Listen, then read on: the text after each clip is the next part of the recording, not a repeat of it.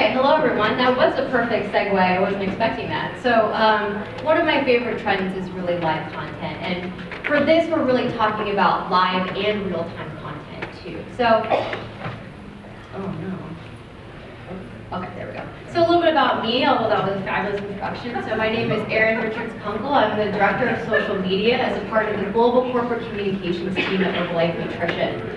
I grew up in California. I currently live in Los Angeles.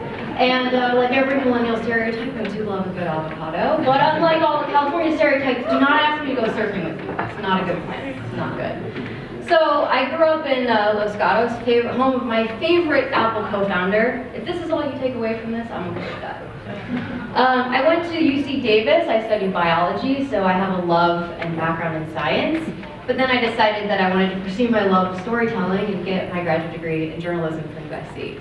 So those two things really don't make sense, but where they do make sense is on the internet and on for social. So really, my love of storytelling and my background in science and putting that data together is really how I ended up where I am right now. So we're going to talk a little bit about some of the drivers of why people are really drawn to live content. And some of these things are dictating by some couple parameters of the landscape today. And one of the first of those is, none of these should surprise anybody in this room, is the mobile first and mobile only landscape. And digital marketers have been talking about mobile for years now, about how mobile is coming and mobile is dominant. Mobile is here, and if you're not thinking about mobile, and if you're not prioritizing mobile, you're already behind.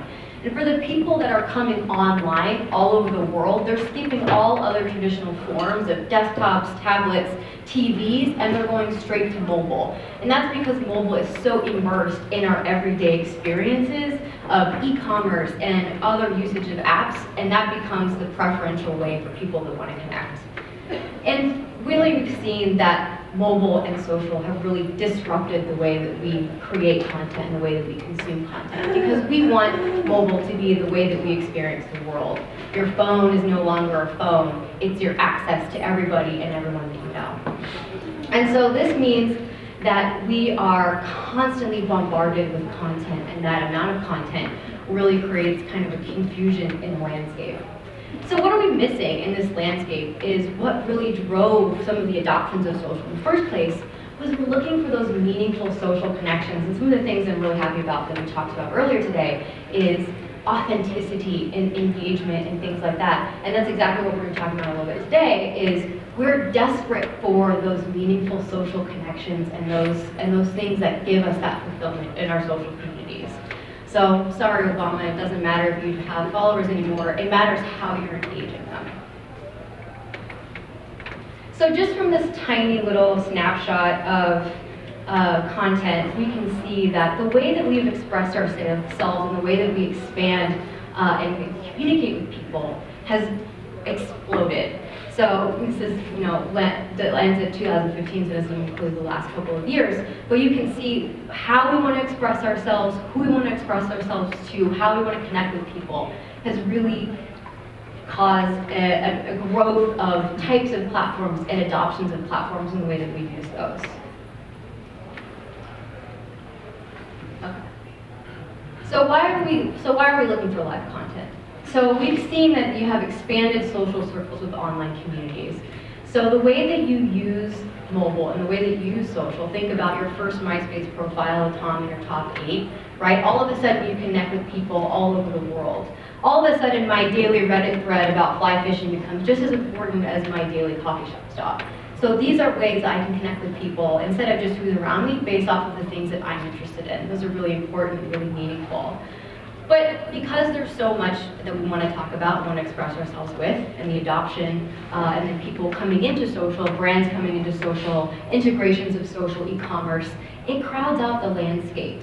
So all of a sudden, I don't know what's content, and I don't know what's connections anymore. So that way, I really want to drive that forward, and the way that I do that is searching for that authentic experience, and live creates an authentic, organic experience that's harder to get in the regular newsfeed, because now that we have so much content, it's now dictated by algorithms. You're only going to post the best one out of 100 selfies, and people know that that's filter is not really what they want to experience. I want to see the real, I want to see the unfettered content. I want to watch my favorite YouTuber walking their dog or playing a video game. It's no longer I'm watching content, I'm watching a show, I'm hanging out with friends. And that's what you really want to experience, and that's really how vloggers and YouTube have come up on this space, and how we're seeing that filter into the other platforms. As you can see, like 42% of the world's population are active social media users, and this is growing year over year at an increasing rate. So this is only going to be driven further. And also, 60% of people prefer video platforms to traditional TV. YouTube and Facebook and Netflix and things like that will be pretty much the dominating landscape versus traditional TV, and this is only going to create more content and more confusion.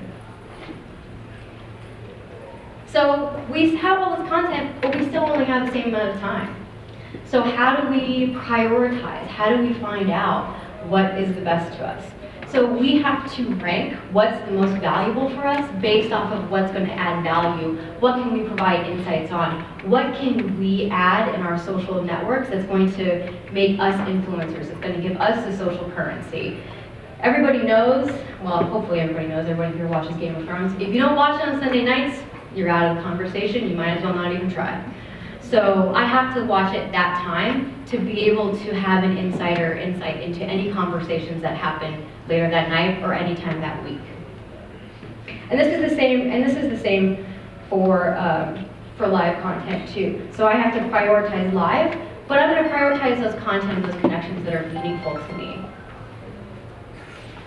If I'm a beauty expert, and I know there are some in the beauty industry here, I have to be watching Kylie Jenner on Snapchat. She may launch a new lip kit, she may do something crazy, who knows, and I'm going to watch that, and because if I can see that information and I can then share it with my networks, I have that insight where they may not have that access. And if I'm an influencer, this may turn into actual currency. And it sounds a little silly, but let's not forget, Kylie's Cosmetics was valued at over $420 million last year, so it's less silly than I think. So let's look a little bit at the live content and what that looks like today. And so for this, we're really talking about content happening in real time, and that expectation that what you're seeing and what you're experiencing is happening within a window of time where it makes sense that you're experiencing what they're experiencing within a short window. So if we're looking at, first and foremost, ephemeral content, so content that's real time, lasts within a short window, that you have to watch it within that time frame or else it goes away. So things like Snapchat and Instagram stories give you that behind the scenes look, they give you that sort of sneak peek and a more intimate experience with that type of content versus what might be polished and filtered that you might see in the newsfeed. The second piece are predominantly live video broadcasting features on existing social platforms like Facebook Live, YouTube Live, and Periscope. Facebook Live really being the predominant player in this landscape. And then you also have live-only content platforms and applications. So platforms like Twitch and like HQ Trivia, which is a mobile trivia game app. So those types of things really only exist on only live content. And each of these, and impacting and using each of these, can influence your brand goals and in different parts of the funnel at the same time.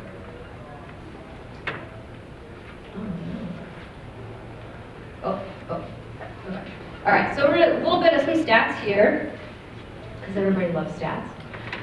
So Facebook Live, about 20% of all videos on Facebook are now live, which is pretty incredible. And we've seen higher engagements than regular videos, and that's increasing year over year. On Instagram stories, we're seeing an overall cheaper CPM, higher CTR, and a 53% higher return on ad spend versus on video posts in the newsfeed. This is probably due to some competition. Marketers are probably not utilizing Instagram stories to the fullest. But also think about the experience on Instagram stories versus scrolling in your newsfeed. I get a larger full screen experience. I get more of a lean in versus lean back and scrolling experience in Instagram stories than I do in the newsfeed, giving me a greater opportunity to create a moment with my audience. On Snapchat, active users open the app 18 plus times per day. You desperately want to know what Kylie Jenner's posting on Snapchat.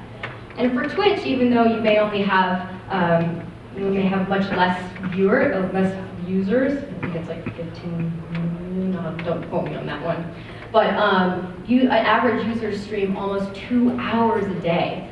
For all of that content that's competing, that loyalty for those streamers is insane. So this little case example is HQ Trivia, the live mobile game app. So they go live twice a day. It's a trivia game, a couple series of 12, 15 questions. And at the end, the winners who answer all the they split a pot of money. So now you have not only shared experiences and a shared incentive of money, which everybody wants. So an interesting thing about HQ Trivia is even though they launched last August, earlier in February, they've already reached 1 million players per game, active players per game. And in March, they had almost 3 million active users per game. For an application that's only been around for a couple of months, this growth is incredible. And brands are taking notice here too. HQ Trivia just signed a deal with Warner Brothers for $3 million to advertise their upcoming movies.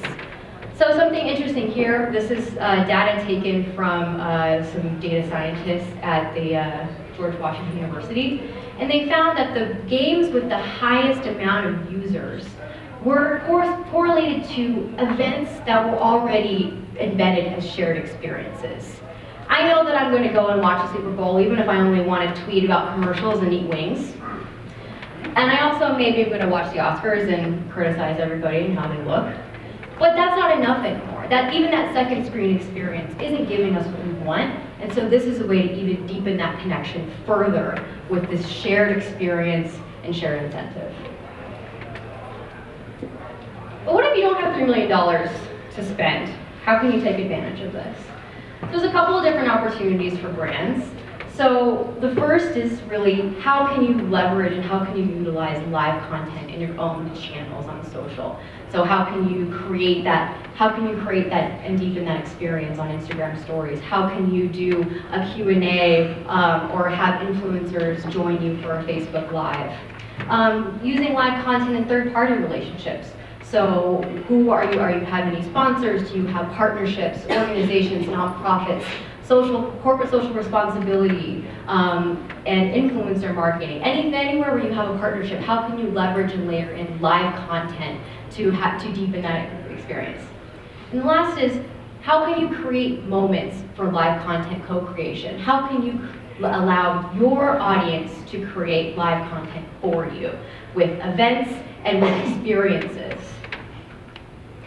So I have a couple of case studies for you, and really I want to preface all of these by saying this is really the tip of the iceberg, and that there are so many things that we haven't explored and so many things that have yet to be really utilized, but the results that we're already seeing from that really prove to us that we are going in the right direction because we are really deepening our relationship, our loyalty, and our engagement with our audiences. So in March, we did a little March Madness type of gamification of our products, and we had different flavors of our protein shakes matched up against each other. And over a series of a couple of days, it was like 5 to 7 days, we had users vote, and they had brackets, and they picked which flavor won, and we could see how many people were voting and how many people were using the poll feature. And what we saw was greater impressions, greater engagement, not only in just Instagram stories, but across Instagram. So people that were engaging with us on Instagram stories were then coming back and engaging more with our regular content. A key thing here is this is completely organic. There was no money that we spent to amplify this on the paid side. So for those of us looking to really stretch our marketing dollars and marketing spend, making sure that we're creating these intimate relationships and using sort of gamifying tactics and engaging our audiences in loyalty further is a great way to increase your reach. So Facebook Live is one of the things I want to talk about, especially with that fun little promo we did. But one of the first Facebook Lives that really stands out in my mind, oh no, they promised me this was a good one. This was a good one. Okay. So one of the first Facebook Lives was the watermelon explosion with over 11 million views to date. And really, I remember this popping up in my news feed, and I'm looking at it and I'm saying, why am I watching this? Why is this something that I'm engaged with? And all of a sudden I see a comment with the exact same thing of, I don't really know why I'm watching it, but I can't look away. So all of a sudden and immediately, I have a shared experience with this person because they're saying and experiencing the same things that I am in real time. And also FOMO is coming back here, where I know that this is the anticipatory event that everybody's going to be talking about and everybody's waiting for, and if I click out now, I'm going to miss it. So you have, again, a shared experience and a shared incentive. So a little bit about our Facebook Live program. So last year we really started to experiment with Facebook Live and what that would look like for us. We did about 7 to 8 Facebook Lives across the year, so not that many, but what we found was really incredible, increasing sentiment, advocacy, and also association with trending nutrition topics, which for us is really important for us to be seen as a valuable resource and source of information for people looking for that type of information. So we saw that in 2017, over 17% of all comments on our Facebook page were driven due to Facebook Live events. And we have an audience of over 4 million people on Facebook, so we have a pretty large audience, and we get a lot of comments on a regular basis. However, we saw because we had these periods where people were so engaged that had Q&As, we had things where we really actively integrated the audience into the conversation, that this really, really drove the impact of our overall reach and overall engagement. One of the hardest things I think for marketers to really move the needle on is advocacy. That really is where Apple is and where people who, their audiences are so engaged and so loyal to your brand that they're out there recommending it and having people come in and do referrals. So we saw a dip of advocacy at the end of 2016, and as we started to layer in Facebook Live, we saw this increase. And we really think that the audience used this as a rallying point around our brand to be able to recommend by using that critical information. And we saw too, the ones that we did sequentially increased advocacy even more. So overall, advocacy, sentiment, and association with trending nutrition topics were all impacted by Facebook Live. And so if you really think about, these are all different parts of the funnel. And this is all something that are happening at the same time and through just one piece of content, one type of content. So thinking about third-party content and content co-creation. So an example right here in New York Refinery 29 Room. So these were event-driven experiences. They sold over, so obviously 29 rooms. 7 of them were sponsored by brands, Dyson and Dunkin' Donuts being 2 of them. And they used these, and they brought people in. These are social shareable moments. These, and this is an exclusive event because there were only a certain amount, I think it was like 20,000 that were sold, tickets sold. And if you weren't here and if you didn't have a ticket, you kind of missed out. But then you see all of these images and posts filtering out on social. And the thing is, Dyson and Dunkin' Donuts took this opportunity to create experiences around new products and around new types of products. Dunkin' Donuts with their home coffee, and Dyson with, I think, a hairdryer experience. But all of those, you can have this wind-blown effect in your selfie now, and you can create moments. So, what do you want to take a selfie of? What is that experience? And there's a reason I put the Museum of Ice Cream earlier. It's that type of content, that millennial-driven, color, tactile experience that you want to create, and create that around your brand. And also, these are things that you can bring influencers to, that they share that content as well. So an example we did, so we recently did a brand activation at South by Southwest this year. We wanted to create an in-person touch point around our brand that we knew would be fun, would be shareable. South by Southwest is something that gets a lot of visibility online, and it's only for that short period of time. So people are watching what kind of views, what kinds of trends are coming out of South by Southwest. So in that real-time experience, as people are scrolling through what's happening, we were able to leverage our space and our activation to be able to increase total conversations about our brand, but also have a significant share of voice within the South by Southwest conversation, being ranked the first weekend of South by Southwest, which is really some of the biggest attendance, to be ranked second, right below Elon Musk.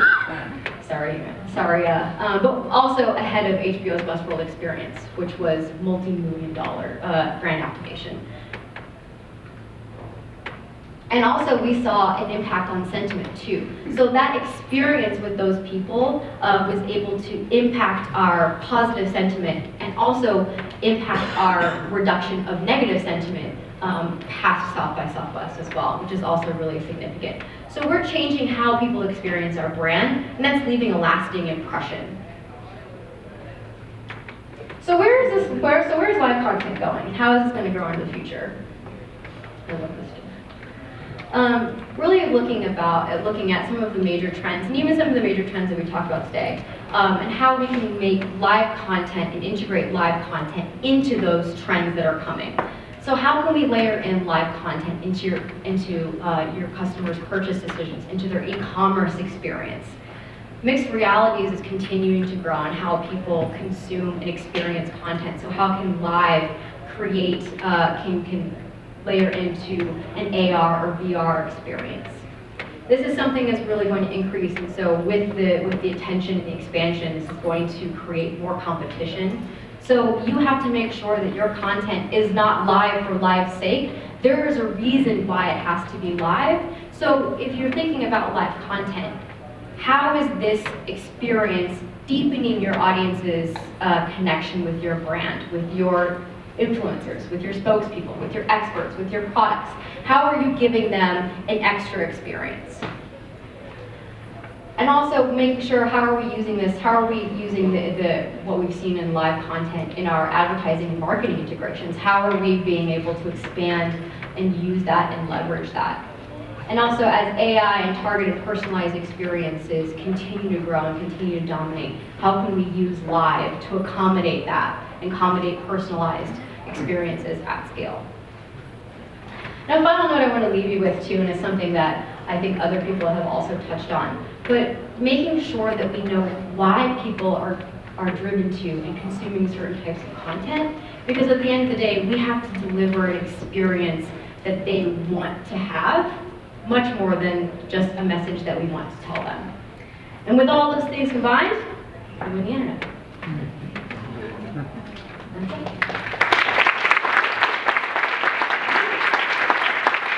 Thank you, Erin. That was awesome. Yeah, let's do some questions. Right. Sure. Do you have any? If not, I can.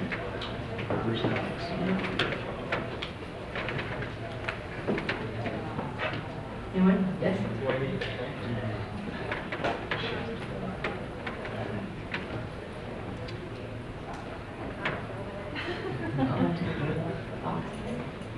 Hey, yeah, so with some of your clients, I'm sure they fall in the 50+ range. I'm not sure what exactly demographic you target, probably all. What would be your suggestion on marketing to that demographic and not so much the younger generation? Good question. So I think it's what platforms are you reaching those people on currently? So how are you engaging them, and how can you integrate a live content for them? So maybe that looks like a live webinar instead of Instagram stories. Or maybe it does look like Facebook Live. I think that as we've seen, especially some of the trends that Facebook has reported from 2020, ages are really blurring, and people are living much, much longer lives, and their vitality is remaining for much longer. And I think, older generations are adopting social. So looking at where they are and how they're using it, and to be able to add that. So maybe Facebook is the right place. You have to look at how are you reaching them otherwise, and how can you layer in a live content experience for them. This would just maybe mean a little bit of targeted promotion so that they know when to tune in, so they can kind of sign up and get reminded, those types of things, and making sure that that's happening too.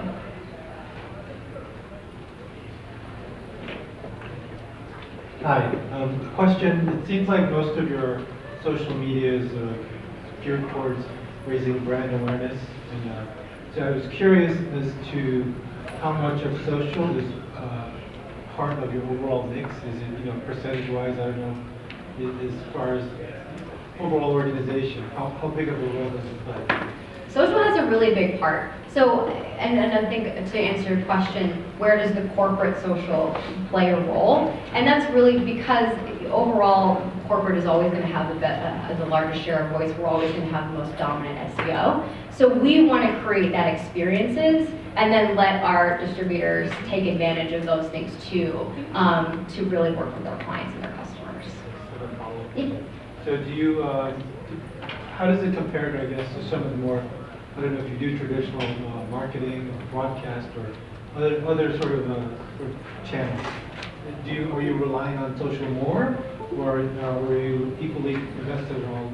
Yeah, we have a lot of different mixes that we're doing. Social is a big piece of that because we are focusing a lot on digital, but we are invested in other places too. But really, these were some of the things from social that were one of the most successful and the ones that we're really planning on investing in a lot more this year and beyond.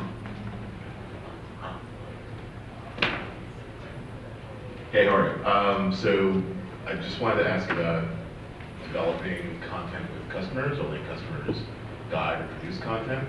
I guess my question would be, how do you sort of both maintain a quality that you want that's consistent with the Herbalife blend, and brand, and making sure that you're not getting content from customers that finds not to be, aesthetically pleasing or good enough. And then along those lines, how to prevent any content you might be getting from customers to sort of go off-brand and even hurt the Herbalife blend. Sure.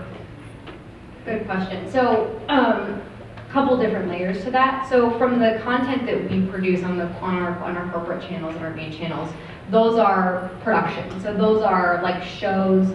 Anybody who is on screen talent is people that we've worked with. We do rehearsals. We do a run a show. I mean, it's like running a production, an actual televised production. We're just doing it live.